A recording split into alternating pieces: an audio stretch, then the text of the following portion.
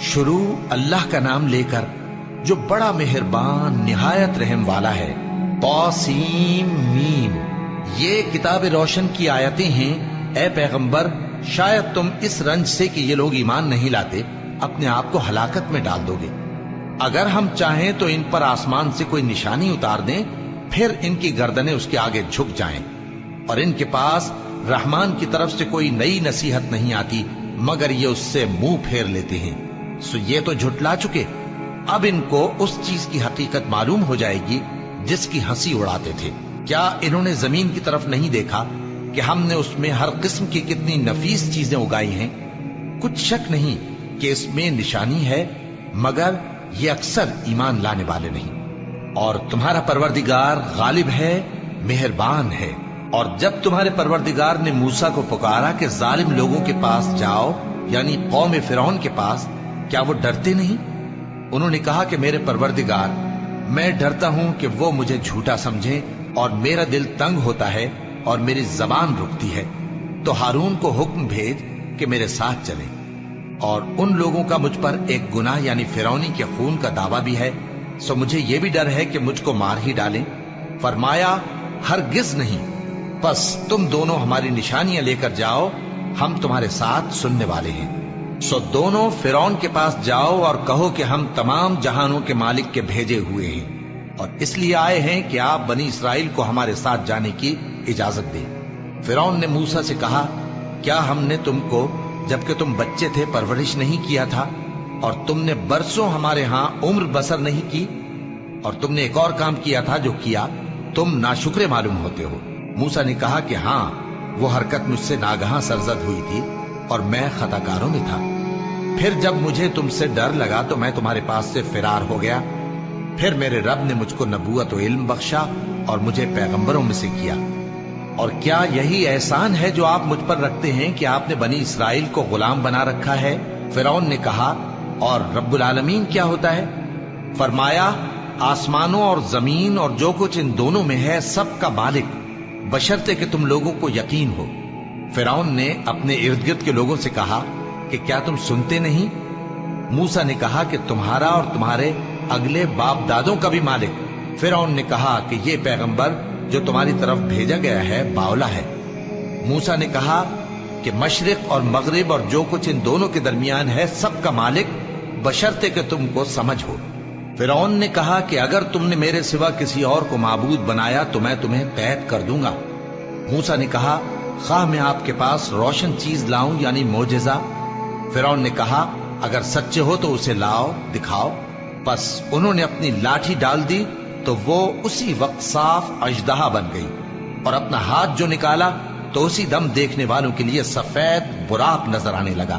فرعون نے اپنے گرد کے سرداروں سے کہا کہ یہ تو ایک ماہر جادوگر ہے، چاہتا ہے کہ تم کو اپنے جادو کے زور سے تمہارے ملک سے نکال دے، تو تمہاری کیا رائے ہے؟ انہوں نے کہا کہ اس کو اور اس کے بھائی کو کچھ مہلت دیجیے اور شہروں میں نقیب بھیج دیجیے کہ سب ماہر جادوگروں کو جمع کر کے آپ کے پاس لے آئیں۔ آخر جادوگر ایک مقررہ دن کی میعاد پر جمع ہو گئے اور لوگوں سے کہہ دیا گیا کہ تم سب کو اکٹھے ہو جانا چاہیے تاکہ اگر جادوگر غالب رہیں تو ہم ان کے پیرو ہو جائیں۔ پھر جب جادوگر آ گئے تو فرعون سے کہنے لگے کہ اگر ہم غالب رہے تو ہمیں صلہ بھی عطا ہوگا؟ فرعون نے کہا، ہاں، اور تب تم مقربوں میں بھی داخل کر لیے جاؤ گے۔ موسیٰ نے ان سے کہا کہ جو چیز ڈالنی چاہتے ہو ڈالو، تو انہوں نے اپنی رسیاں اور لاٹھیاں ڈالیں اور کہنے لگے کہ فرعون کے اقبال کی قسم، ہم ہی ضرور غالب رہیں گے۔ پھر موسیٰ نے اپنی لاٹھی ڈالی تو وہ ان چیزوں کو جو جادوگروں نے بنائی تھیں نگلنے لگی۔ تب جادوگر سجدے میں گر پڑے اور کہنے لگے کہ ہم تمام جہانوں کے مالک پر ایمان لائے جو موسیٰ اور ہارون کا رب ہے۔ فرعون نے کہا، کیا اس سے پہلے کہ میں تم کو اجازت دوں تم اس پر ایمان لے آئے؟ بے شک یہ تمہارا بڑا ہے جس نے تم کو جادو سکھایا ہے، سو ان قریب تم اس کا انجام معلوم کر لو گے کہ میں تمہارے ہاتھ اور مخالف سمت کے پاؤں کاٹ دوں گا اور تم سب کو سولی پر چڑھا دوں گا۔ انہوں نے کہا کہ کچھ نقصان کی بات نہیں، ہم اپنے پروردگار کی طرف لوٹ جانے والے ہیں، ہمیں امید ہے کہ ہمارا پروردگار ہمارے گناہ بخش دے گا، اس لیے کہ ہم اول ایمان لانے والوں میں ہو گئے۔ اور ہم نے موسیٰ کی طرف وحی بھیجی کہ ہمارے بندوں کو راتوں رات لے نکلو अलबत्ता फिरौनियों की तरफ से तुम्हारा ताक़ुब किया जाएगा। तो फिरौन ने शहरों में नकीब रवाना किए और कहा कि ये थोड़े से लोगों की जमात है और ये हमसे गुस्सा खा रहे हैं और हम सब इनसे खतरा रखते हैं। आखिर हमने उनको बागों और चश्मों से निकाल दिया और खजानों और नफीस मकानात से उनके साथ हमने इसी तरह किया और इन चीजों का वारिस बनी इसराइल को बना दिया। तो उन्होंने सूरज निकलते वक्त उनका ताक़ुब किया। फिर जब दोनों जमातें आमने सामने हुई तो मूसा के साथी कहने लगे कि हम तो पकड़ लिए गए। मूसा ने कहा, हरगिज नहीं, मेरा परवरदिगार मेरे साथ है, वो मुझे रास्ता बताएगा। उस वक्त हमने मूसा की तरफ वही भेजी कि अपनी लाठी समंदर पर मारो, तो समंदर फट गया। सो हर एक टुकड़ा यूं हो गया कि गोया बड़ा पहाड़ है, और दूसरों यानी फिरौनियों को वहां हमने करीब कर दिया, और मूसा और उनके साथ वालों को तो हमने बचा लिया, फिर दूसरों को हमने डुबो दिया। बेशक इस किस्से में निशानी है, लेकिन ये अक्सर ईमान लाने वाले नहीं। और तुम्हारा परवरदिगार तो गालिब है, मेहरबान है। और इनको इब्राहिम का हाल पढ़कर सुना दो, जब उन्होंने अपने बाप और अपनी कौम के लोगों से कहा कि तुम किस चीज को पूजते हो। वो कहने लगे कि हम बुतों को पूजते हैं और उनकी पूजा पर कायम हैं। इब्राहिम ने कहा कि जब तुम इनको पुकारते हो तो क्या ये तुम्हारी आवाज सुनते हैं या तुम्हें कुछ फायदा दे सकते या नुकसान पहुंचा सकते हैं? उन्होंने कहा, नहीं, बल्कि हमने अपने बाप दादा को इसी तरह करते देखा है। इब्राहिम ने कहा, क्या तुमने देखा कि जिनको तुम पूजते रहे हो, तुम भी और तुम्हारे अगले बाप दादा भी, तो वो मेरे दुश्मन हैं, मगर रब्बुल आलमीन मेरा दोस्त है। जिसने मुझे पैदा किया है सो वही मुझे रास्ता दिखाता है, और वो जो मुझे खिलाता और पिलाता है, और जब मैं बीमार पड़ता हूं तो मुझे शिफा बख्शता है, और वो जो मुझे मौत देगा और फिर जिंदा करेगा, और वो जिससे मैं उम्मीद रखता हूं कि क़यामत के दिन मेरा कसूर बख्शेगा। ऐ परवरदिगार, मुझे इल्म दानिश अता फरमा और नेकूकारों में शामिल फरमा, और बाद वाले लोगों में मेरा जिक्र नेक बाकी रखियो, और मुझे नेमत की बहिश्त के वारिसों में शामिल कीजो, और मेरे बाप को बख्श दे कि वो गुमराहों में से है, और जिस दिन लोग उठा खड़े किए जाएंगे मुझे रुस्वा न कीजो, जिस दिन न माल ही कुछ फायदा दे सकेगा और न बेटे। हाँ, जो शख्स अल्लाह के पास बेरोग दिल लेकर आया वो बच जाएगा, और बहिश्त परहेजगारों के करीब कर दी जाएगी, और दोज़ख गुमराहों के सामने लाई जाएगी, और उनसे कहा जाएगा कि जिनको तुम पूजते थे वो कहाँ हैं, यानी जिनको अल्लाह के सिवा पूजते थे, क्या वो तुम्हारी मदद कर सकते हैं या खुद बदला ले सकते हैं? तो वो खुद और गुमराह यानी बुत और बुत परस्त औंधे मुंह दोज़ख में डाल दिए जाएंगे, और शैतान के लश्कर सब के सब दाखिल जहन्नम होंगे। वहां वो आपस में झगड़ेंगे और कहेंगे कि अल्लाह की कसम, हम तो खुली गुमराही में थे, जबकि हम तुम्हें रब्बुल आलमीन के बराबर ठहराते थे, और हमको इन गुनाहगारों ही ने गुमराह किया था। तो आज न कोई हमारे लिए सिफारिश करने वाला है और न कोई गर्मजोश दोस्त। तो काश हमें दुनिया में दोबारा जाना हो तो हम मोमिनों में हो जाएं। बेशक इसमें निशानी है और इनमें अक्सर ईमान लाने वाले नहीं। और तुम्हारा परवरदिगार तो गालिब है, मेहरबान है। कौम नूह ने भी पैगंबरों को झुटलाया जब उनसे उनके भाई नूह ने कहा कि तुम डरते क्यों नहीं, मैं तो तुम्हारा अमानतदार पैगंबर हूं, तो अल्लाह से डरो और मेरा कहा मानो, और मैं इस काम का तुमसे कोई सिला नहीं मांगता, मेरा सिला तो रब्बुल आलमीन के जिम्मे है, तो अल्लाह से डरो और मेरे कहने पर चलो। वो बोले कि क्या हम तुमको मान लें जबकि तुम्हारे पैरों तो रजील तरीन लोग हुए हैं। नूह ने कहा, मुझे क्या मालूम कि वो क्या करते हैं, उनका हिसाब आमाल मेरे परवरदिगार के जिम्मे है, काश तुम समझो। और मैं मोमिनों को निकाल देने वाला नहीं हूं, मैं तो फकत साफ साफ खबरदार करने वाला हूं। उन्होंने कहा कि नूह, अगर तुम बाज ना आओगे तो संसार कर दिए जाओगे। नूह ने कहा कि परवरदिगार, मेरी कौम ने तो मुझे झुटला दिया, सो तू मेरे और इनके दरमियान एक खुला फैसला कर दे, और मुझे और जो मोमिन मेरे साथ हैं उनको बचा ले। बस हमने उनको और जो उनके साथ भरी हुई कश्ती में सवार थे उनको बचा लिया, फिर उसके बाद हमने बाकी लोगों को डुबो दिया। बेशक इसमें निशानी है और उनमें अक्सर ईमान लाने वाले नहीं थे, और तुम्हारा परवरदिगार तो गालिब है, मेहरबान है। कौम आद ने भी पैगंबरों को झुटलाया जब उनसे उनके भाई हूद ने कहा, क्या तुम डरते नहीं میں تو تمہارا امانت دار پیغمبر ہوں، تو اللہ سے ڈرو اور میرا کہا مانو، اور میں اس کا تم سے کچھ بدلہ نہیں مانگتا، میرا بدلہ رب العالمین کے ذمے ہے۔ بھلا تم ہر اونچی جگہ پر فضول نشان تعمیر کرتے ہو اور محل بناتے ہو کہ شاید تم ہمیشہ رہو گے، اور جب کسی کو پکڑتے ہو تو جابرانہ پکڑتے ہو، تو اللہ سے ڈرو اور میری اطاعت کرو، اور اس سے ڈرو جس نے تم کو ان چیزوں سے مدد دی جن کو تم جانتے ہو۔ اس نے تمہیں مویشیوں اور بیٹوں سے مدد دی اور باغوں اور چشموں سے۔ مجھ کو تمہارے بارے میں بڑے سخت دن کے عذاب کا خوف ہے۔ وہ کہنے لگے کہ تم ہمیں خواہ نصیحت کرو یا نہ کرو، ہمارے لیے یکساں ہے، یہ تو اگلوں ہی کی عادت ہے اور ہم پر کوئی عذاب نہیں آئے گا۔ تو انہوں نے ہود کو جھٹلایا، سو ہم نے ان کو ہلاک کر ڈالا۔ بے شک اس میں نشانی ہے اور ان میں اکثر ایمان لانے والے نہیں تھے، اور تمہارا پروردگار تو غالب ہے، مہربان ہے۔ قوم سمود نے بھی پیغمبروں کو جھٹلایا جب ان سے ان کے بھائی صالح نے کہا کہ تم ڈرتے کیوں نہیں، میں تو تمہارا امانت دار پیغمبر ہوں، تو اللہ سے ڈرو اور میرا کہا مانو، اور میں اس کا تم سے بدلہ نہیں مانگتا، میرا بدلہ رب العالمین کے ذمے ہے۔ کیا جو چیزیں تمہیں یہاں میسر ہیں ان میں تم یوں ہی بے خوف چھوڑ دیے جاؤ گے؟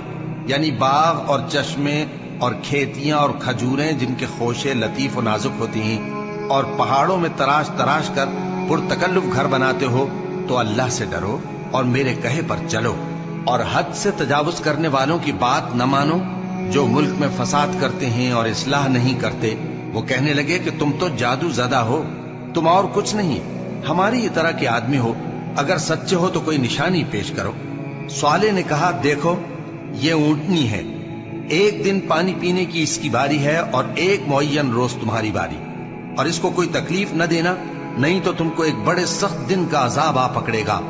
بالآخر انہوں نے اس کو مار ڈالا، پھر نادم ہوئے، سو ان کو عذاب نے آ پکڑا۔ بے شک اس میں نشانی ہے اور ان میں اکثر ایمان لانے والے نہیں تھے، اور تمہارا پروردگار تو غالب ہے، مہربان ہے۔ قوم لوط نے بھی پیغمبروں کو جھٹلایا جب ان سے ان کے بھائی لوط نے کہا کہ تم کیوں نہیں ڈرتے، میں تو تمہارا امانت دار پیغمبر ہوں، تو اللہ سے ڈرو اور میرا کہا مانو، اور میں تم سے اس کام کا بدلہ نہیں مانگتا، میرا بدلہ رب العالمین کے ذمے ہے۔